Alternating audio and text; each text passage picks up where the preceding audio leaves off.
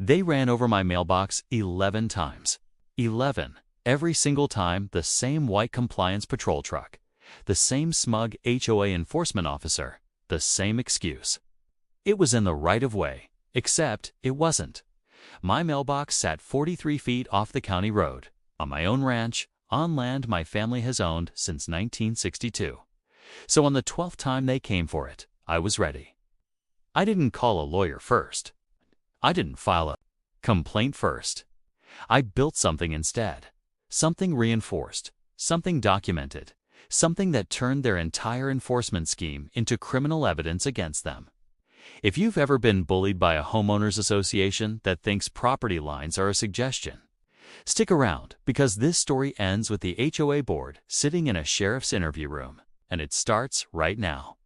Hit subscribe before we go back to day one because you will not believe how far these people escalated.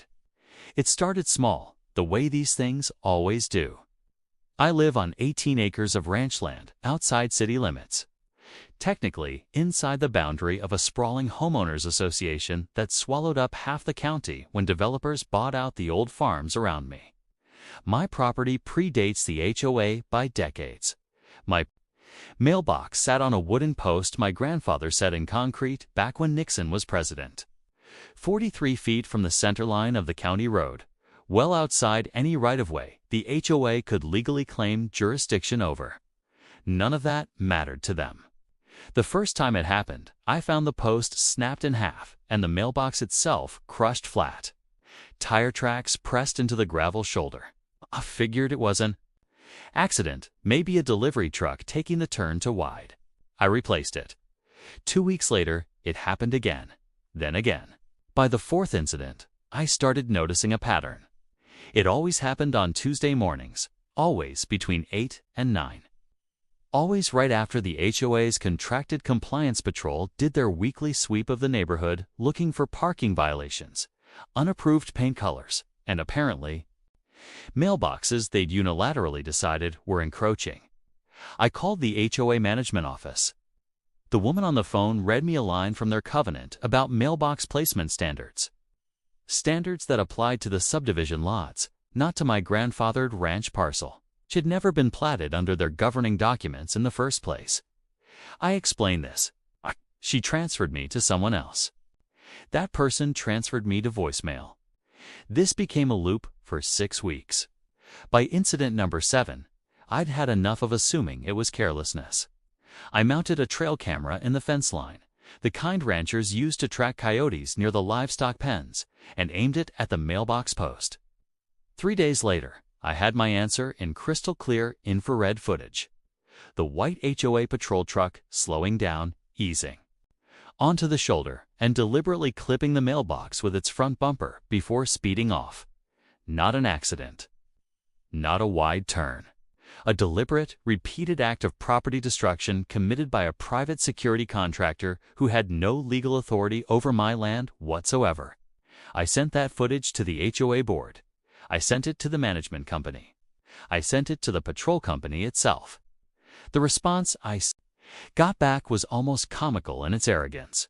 A form letter stating that aggressive follow-up regarding board decisions may be considered a violation of the community conduct policy. They weren't just destroying my mailbox. They were threatening me for having proof they did it. That's when I stopped trying to be reasonable and started building. One researched county code, easement law, and criminal mischief. Statutes for 2 straight nights. I learned that intentionally destroying someone else's property, even something as small as a mailbox, crosses the line from a civil nuisance into criminal mischief and potentially even harassment, especially when there's a documented pattern and a paper trail of ignored complaints. I also learned something the HOA clearly didn't expect me to know because my property sits outside the platted subdivision. Their patrol vehicles crossing onto my land to reach that mailbox post were technically trespassing every single time they did it. So I built the mailbox they never saw coming. I didn't just replace the post, set a new one in a steel sleeve sunk 3 feet into a concrete footing, engineered to the same load specs used for highway guardrail anchors, strong enough that Vehicle strike wouldn't snap it. It would stop the vehicle. Around the post, I installed a second hidden trail camera with a wider field of view and cellular upload, so the footage would hit my phone in real time instead of sitting on an SD card. And at the base, buried just under the gravel, I laid a strip of reflective survey marker tape and drove to official-looking property boundary stakes, stamped with my licensed surveyor's information, making it undeniable in any future dispute exactly where my land began and their jurisdiction ended. Then I waited. Tuesday came. 8:50 in the morning. The white patrol truck rolled up exactly like clockwork and just like every time before. It eased toward the shoulder and accelerated in what the driver clearly expected to be another easy hit. Except this time, the reinforced post didn't budge, and the truck's front end crumpled against 3 feet of buried steel and concrete. The camera caught everything. The impact, the driver stepping out and swearing. The driver looking directly at the camera he suddenly noticed mounted on the fence post, and a panicked phone call he made before speeding off on a flattened tire. I had him. I had the truck's plate. I had the company logo on the door. I had a time-stamped, geotagged video showing willful trespass and a second act of criminal mischief on top of 10 prior documented incidents. I filed a police report that afternoon, attaching all 11 pieces of footage, the ignored complaint emails, and a formal letter from a real estate attorney confirming my parcel's exemption from the HOA's governing documents. The sheriff's office took it seriously the moment. They saw a pattern of repeated intentional property destruction rather than a single fender bender. Detectives pulled the patrol company's dispatch logs.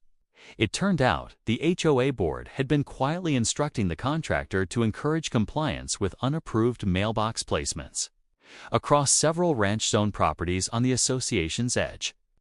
Properties the board had no actual authority over, using intimidation instead of legal process, because legal process would have exposed that they had no case at all. The fallout was exactly what you'd hoped for. The patrol company lost its contract and is now facing a separate lawsuit from at least 2 other property owners who came forward once my story got attention in the local paper. 2 HOA board members resigned within a month, and the county attorney's office opened an inquiry into the association's pattern of overreach beyond its platted boundaries. My mailbox, meanwhile, still stands, dented on one corner from that final, glorious impact, and I have never once considered replacing that dent. It's a trophy. If there's a lesson in all of this, it's not just install a stronger mailbox. It's that HOAs count on you not knowing your rights, not documenting anything, and giving up out of exhaustion. The moment you start building a real record, cameras, timestamps, written complaints, legal boundaries, you shift the entire balance of power. They were never enforcing a rule. They were betting on my silence. They bet wrong. If this story made your blood boil in the best way, smash that subscribe button and turn on notifications, because HOA Conflicts drops a brand new true HOA horror story every single week. And trust me, some of them get even wilder than this one. Drop a comment telling me what you would have done in my shoes. And if your own HOA has pulled something this outrageous, tell me about it below. Your story might be the next one we cover. Like this video if you believe property owners deserve better, and share it with anyone who's ever been bullied by a board with no actual authority. Subscribe to HOA Conflicts for more.